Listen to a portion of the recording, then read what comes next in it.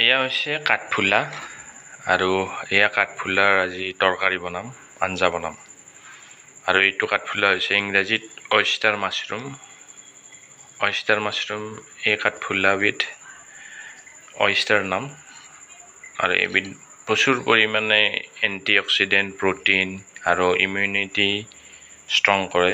ইয়াত প্ৰচুৰ পৰিমাণে খনিজ লৱণ আছে আৰু স্বাস্থ্যৰ কাৰণে বহুত উপকাৰী। এতিয়া মই কাটিম এইবিলাক।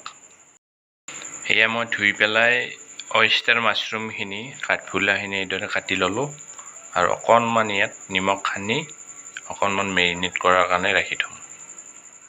এতিয়া মই এইটো হ'ল ক'লা নিমখ অকণমান ইয়াতে ছটিয়াই দিম, যাতে পানীটো শোষণ কৰি ইয়াত মিনাৰেলছটো সোমাই যায়। এয়া এতিয়া পিঁয়াজ, ৰহুন, আদা দি এইদৰে মছলাটো বনাই আছোঁ। এই মাছৰুম এয়া মছলাটো হোৱাৰ পিছত এইদৰে মাছৰুম মই দি আছোঁ।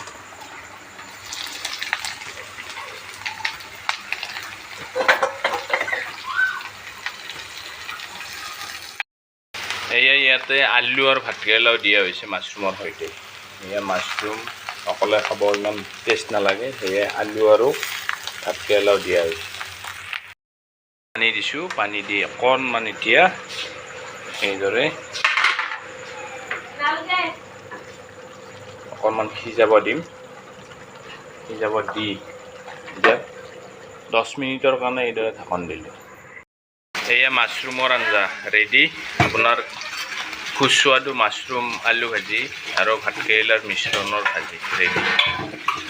এতিয়া আমি ছাৰ্ভ কৰিব পৰা হৈছে।